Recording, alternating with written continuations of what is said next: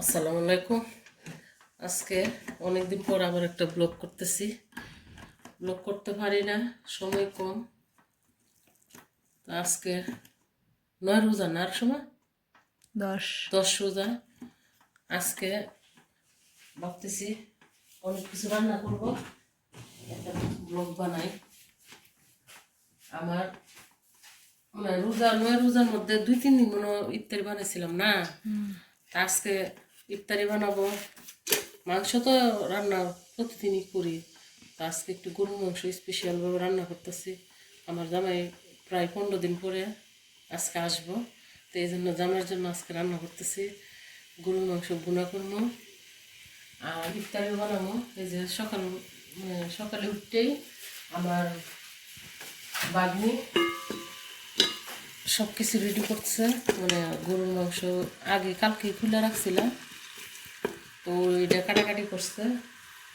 আর এই যে মশলা টশলা সব রেডি, এই যে মশলা আদা রসুন সব কিছু রেডি করে রাখছে। এই মাংসটা বসাবো আর বুড়ো সিদ্ধ হয়ে গেছে। এই মাংসটা করে দিছি, তো দেখতে থাকুন। এই যে আদা রসুন না, আদা। আমার জামাই আবার বেশি মশলা দিয়ে মাংস ভাগ করলে খায় না, ওর জন্য কম মশলা দিতেও। আমি আবার বেশি মশলা ছাড়া হয় না, তো কম মশলা দিয়ে খায়, এই জন্য কমাই দিলাম মশলা। যে মশলা ভুনো হইতেছে, একটু মশলাটা ভুনো হোক, তারপরে দিয়ে দেবো মাংসটা।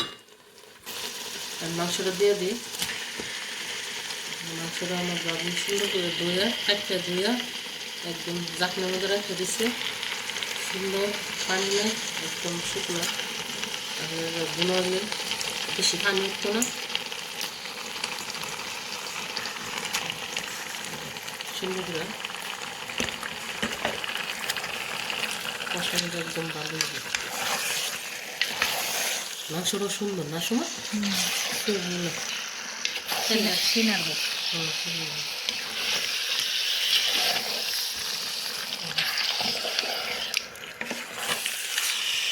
দেখতে থাকুন। এই যে আমার বুট ভাজি হয়ে গেছে, বুট ভাজিটা করে ফেলছি। আর বড়াটা আর ওইগুলা একটু ধীরে ধীরে বানাই, নামাজটা করে আসর নামাজ শেষে বানান না সময়, এত আগে বানালে তো ইয়ে যাবো। আজকে আমরা সবসময় মানে কোনো রকম খাই, আজকে জামাই আসবো তো মনে অনেক খুশি, এই জন্য একটু ডেকোরেশনটা ভালোভাবে করতেছি না সময়। তো সময় মামা আসবো তো আজকে ইউরোপ থেকে ইউরোপে আসবো। ওকে, এই যে দেখুন মাংস কুকারে বসাইছি, তো 1 কাজ 2 কাজ আলু দিছি সিদ্ধ দেওয়ার জন্য উপরে। আর মাংসটা দিকে কেমন হচ্ছে, এই যে মাংস, এটা আমার বাগনির বুদ্ধি, আমার বুদ্ধি না। এই যে মাংস কালারটা তো অনেক সুন্দর আসছে শুনে না। আজকে মন দিয়ে মনোযোগ সহকারে রান্না করতেছি। যে মাংস লাড়া দিয়ে দিলাম, এখন আবার দিয়ে দিতেছি আলুটা দিয়ে সময় দিচ্ছে হয়ে গেছে কত নামাইলে বেশি দেখা হইলে ভালো লাগে না। এই যে আমার গরুর মাংস গুনা হয়ে গেছে শেষ। গরুর মাংস গুনা, আমার গরুর মাংস গুনা হয়ে গেছে, দেখতে বাকিগুলো করতেছি। কাঁচকলা চপ চপ আর মানে বেগুন দিয়ে আমরা কলাটা বানাইলাম। কলাটা অনেকদিন হয়েছে, ফ্রিজে আসছিল, ওই জন্য ভাবতেছি আজকে কাজে লাগাই দিই। কাজে লাগাই এবং 5টা করে দেখি কীরকম লাগে। না, ভালোই লাগে, আমি খাইছি। হ্যাঁ ভালো লাগে, ভালো লাগে। সব সবজি দিয়ে করা যায়।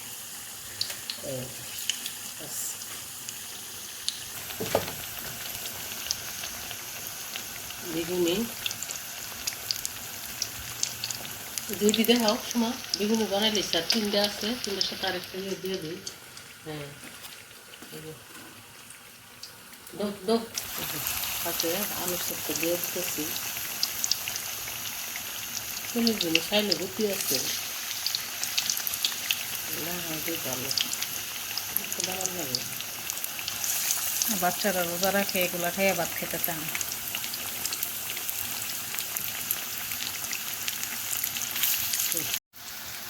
আগের চোখ শাক দিয়ে বানাতেছি ছোটোবেলা আমার এক শাশি আছিল মানে শাক দিয়া এরকম বানাতো চপ বানাতো মানে আইটেম বানাইতো আর কি রোজার সময় তা আমরা সবাই একদম আকর্ষণ দিয়া খাইতাম আকর্ষণ থাকতো খাওয়ার ভালোই লাগতো আজকে ফাঁসির স্মরণ এটা